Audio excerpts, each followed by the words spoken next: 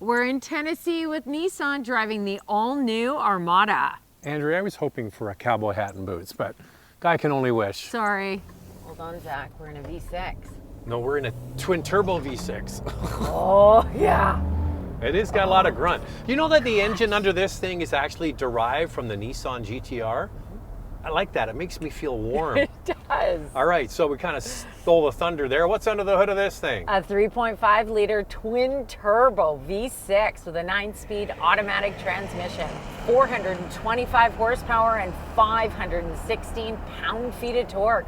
That's an extra 25 horsepower and 103 pound-feet of torque compared to the outgoing model. Standard four-wheel drive in Canada. In the US, two-wheel drive and four-wheel drive options are available. Regular gas, friends. You can use regular gas. If you get the Infinity, you have to use premium. I like that better. Okay, now we're going to get into it. This is an all-new Armada. Must come with some nice stuff. What are the key standard features? The base trim comes with a 12.3-inch digital driver display, a 12.3-inch touchscreen with Google and Amazon Alexa built in, wireless Apple CarPlay and Android Auto, a wireless charger, a 12-speaker Klipsch audio system, leatherette upholstery, heated front seats, power front seats with lumbar support, a heated steering wheel, a panoramic sunroof, a power liftgate, and Pro Pilot Assist 1.1. 2.1 is available. In the US, not all these features are standard, but they are available.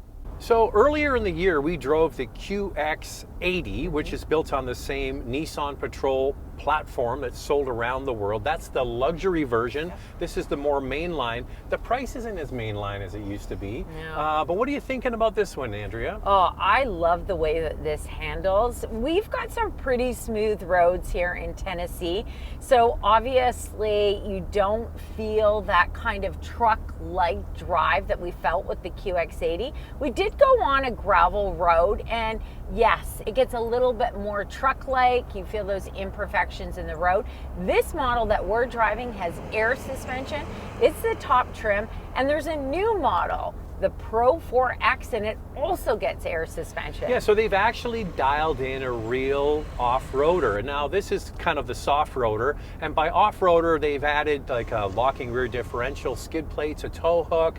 You get the air suspension, you get the all-terrain tires, you get a different look as well. Yeah. And Nissan told us this morning in the presentation that these sort of unique looking vehicles, like the Rock Creek they have in Pathfinder, for example, are selling incredibly well. So that's what they hope for this. And you can understand that people like the rugged, good looks, and That's why Andrea likes me. Of course, yeah, of absolutely. course. Now, I have to say this 9-speed automatic transmission is terrific. It is smooth. It shifts quickly. Now, the old model had that 7-speed automatic. I really like it. The steering You know what? feels... I just want to jump in here, Andrew, Yeah. because there's one thing I've noticed driving this. I think what happens is the torque converter is locking up, and you do get some resonant vibration through the chassis at some speeds. It's not all the time, but you can feel a little bit of driveline vibration in this, and I think that's maybe what's happening. Yeah, it could be. I really like the steering in here.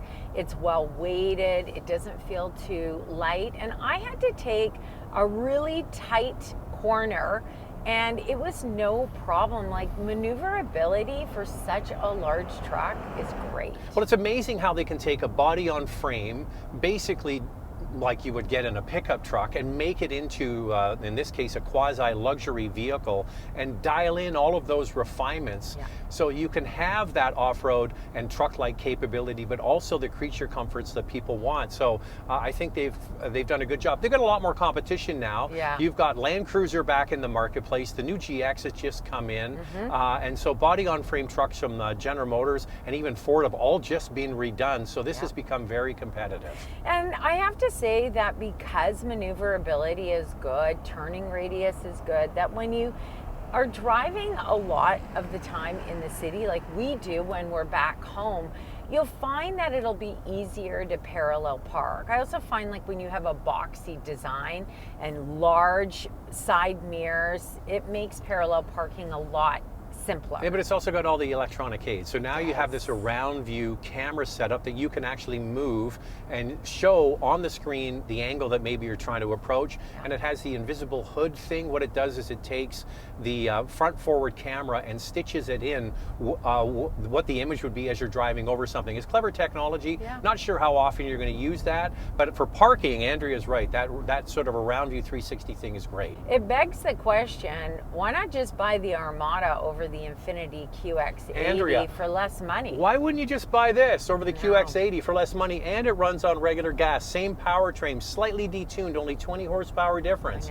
And the interior on this one, it's about $20,000 less in the Canadian market. I'd be quite happy to drive this, and it's way nicer than a Land Cruiser. Like most interiors are nicer than a Land Cruiser. And Nissan has loaded this up with standard features, so if you don't want to go for a higher trim, but you want that body on frame SUV look and feel, you can get the base trim, and it comes well equipped.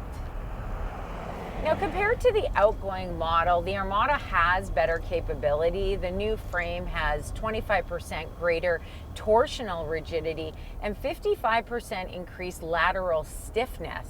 Now, with this air suspension, you can raise the vehicle 2.1 inches and it can be lowered 2 inches. Standard ground clearance is 9.6 inches. So there's two suspensions in Armada. You get the base steel and shock, which is a passive shock. It's not an adaptive shock. Or you migrate into the higher trims or the Pro-4X, which gets the air suspension. So you decide whether you want to go high tech or you want to go simple. That's your decision. So the Infiniti model, when we drove that, they spent a lot of time talking about design, because I think they're kind of going right up after like a Range Rover kind of vibe with that truck. This one looks more truck-like, like the Patrol, for example, and I think it's a nice combination, especially on this top trim, of classy. It's classy, but still rugged, and that Pro-4X takes it to a more rugged look altogether. Yeah, it's got a great presence on the road. It's bold, it's big, it's got this high commanding seating position, which I really like in these types of SUVs. But it does offer some elegance as well, so you get the best of both worlds with the exterior design of this Armada. What I like about this is you have the two different trim kind of designs, the more elegant look or the more rugged look. And I like particularly at the back, right by the rear quarter panel and window, is it has a little kick up at the back. It's just a small detail. The Armada comes standard with LED headlamps, LED fog lamps, LED tail lamps, power folding exterior mirrors, roof rails, black running boards, 18-inch wheels, available 20-inch and 22-inch wheels. You get an 18-inch spare tire. In the US, LED fog lamps are not standard, but they are available, and other available features include an LED light bar and body-colored running boards. Andrea, I'm itching to get this thing going here, but we have to do what first? Got to put it in S for subscribe. And if you can hit that notification bell, you'll be notified when all of our reviews drop, and then you can watch them. And we do this, the couple car review twice a week. The first one drops on Wednesday. We put another one out on Saturday. So make sure to like and subscribe. That really helps. Please do that. Okay, now we turn our attention to the inside of this Armada. Oh, don't worry, by the way, we are going to drive the Pro-4X. Pump the brakes, we're going to get to it. This is a really nice interior. Of course, they give us the top spec. There's two things I don't love about this, Andrea. I think the seats are a little busy for my taste, a little bit too much of the quilting, and a little too much shiny hard plastic with the push button transmission. Okay, so the quilting doesn't bother me as much, and on the lower trims you get less of all of that, and it looks like a cleaner seat, so you might enjoy that more on the lower trims. I agree with you with the shiny hard plastic. All of this kind of material needs to go in all vehicles, not just this Armada. I'd like to see less of it, but what I do like is all of the buttons and knobs. It makes it so easy to access. It's intuitive to use. I mean, that is a win here in this vehicle. But the level of materials in here outside of this center part are really quite good. And I do agree with Andrea with the toggle switches for the HVAC controls is welcome. There is matte here in the center by the cup holders and what have you. So it's not bad. This does come standard with a leatherette interior. We've got leather. Wait. How much does this start at? It's around $85,000. And it comes with a leatherette interior. Yes. Just let that sink in. It's a lot. But there's no quilting on that. There's no quilting. And it does come well equipped. We went through all of those features off the top. Now, our test model has the available 14.3-inch dual screens, which are a nice size, but standard, you already get 12.3-inch. So I think if you do get that base model, like I said, it's already well equipped. I like that there are different interior color options being offered. This one just feels bright and airy in here, especially with the panoramic sunroof, which is also standard. Storage in here is very good. I mean, look at this huge center console. You also get a tray, and then it's a bit of a floating center console with some storage underneath.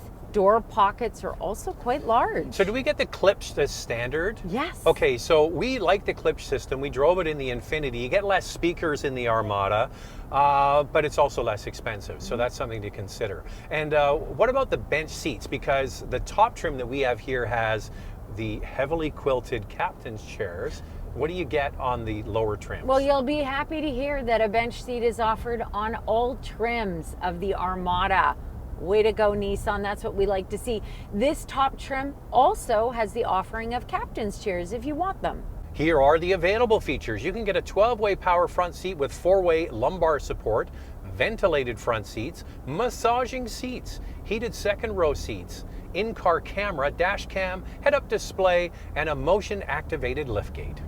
And here's me getting in the second row of this model. Has the captain's chairs. Of course, it's a big vehicle, so it's got good leg room, good headroom. How does it stack up to the competition? Well, comparing the Armada to another biggie, the Chevrolet Tahoe, the Armada has 43.8 inches of front row legroom, which is half an inch smaller than the Tahoe. Second row legroom for the Armada is 39.2 inches, which is 2.8 inches smaller than the Chevrolet.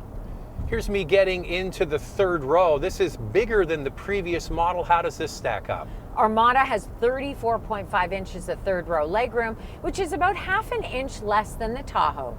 Lifting the power liftgate, and you notice when all 3 rows of seats are up, you would think there would be more space for cargo. It is bigger than the last model. How does this stack up? Cargo space behind the third row is 20.4 cubic feet. Behind the second row, 56.3 cubic feet. And overall cargo space is 97.1 cubic feet. All areas are smaller than the Tahoe. And here's the good news. In the previous model, the rear seat was fixed.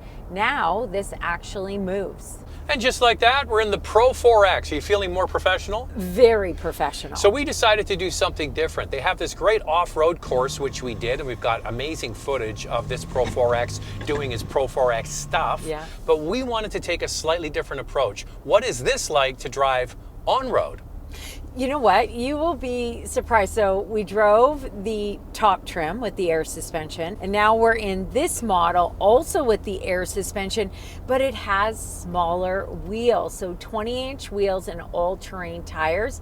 And I think it eats up those bumps in the road better. You know what? If you're the person that lives in a really bad part of the world for potholes, like in the northeast of the U.S., Quebec, Newfoundland, parts of a lot of Canada, this might be the one you want. It's going to eat up the bumps.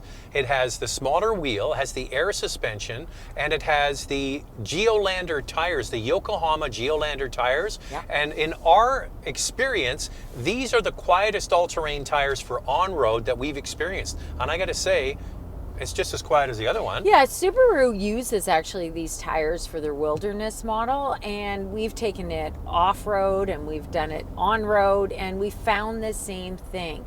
Really eats up those bumps. This is the most capable Armada that you can get, and the beauty of it is that on-road it handles really well. Off-road it's capable, and you don't have to do the kind of off-roading that we did. It can be basic stuff like going to the cottage with lots of potholes, or you're camping and you're going down a trail that needs a little bit more capability from a vehicle. I think you know what, it's just okay.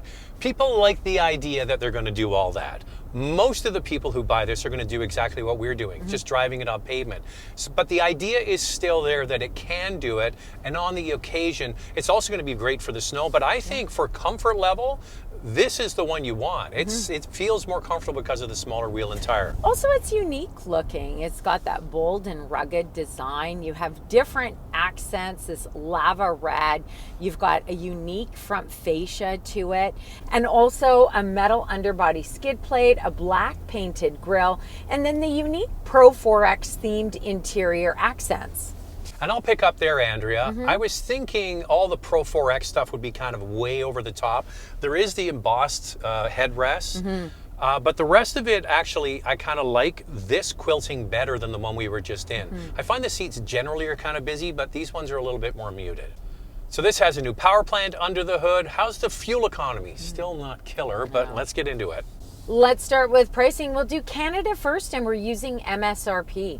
The base model starts at almost $85,000, and the top trim that we're driving is almost $106,000 Canadian. In the US, the base four-wheel drive model starts at just over $59,500, and the top trim is almost $80,000. Here's the fuel economy, 14.7 liters per 100 kilometers in the city, 12.4 on the highway. That's only 16 miles per gallon in the city, 19 miles per gallon highway. For the Pro-4X, it's worse, 15.7 liters per 100 kilometers in the city, 12.9 on the highway. That's just 15 miles per gallon in the city, 18 on the highway. The good news is the Armada can tow 8,500 pounds, and the warranty is 3 years, 60,000 kilometers, or 36,000 miles. Lightning round, two things we like to see improved. Well, I really like this twin turbo V6. I think the updates on the outside looks very different than the Infiniti. And boy, these things are getting expensive. In Canada, almost $85,000, and then goes all the way up to $105,000. That's, you think about, it's not an Infiniti, this is the Nissan Armada. The other thing is they've got to stop using shiny hard plastic. This is not a knock against Nissan, it's an industry-wide plague that we're working to fix. So there it is, it's the all-new Nissan Armada. What do you think of that? Thanks for watching, and if you like what you see, subscribe, and we'll see you next time.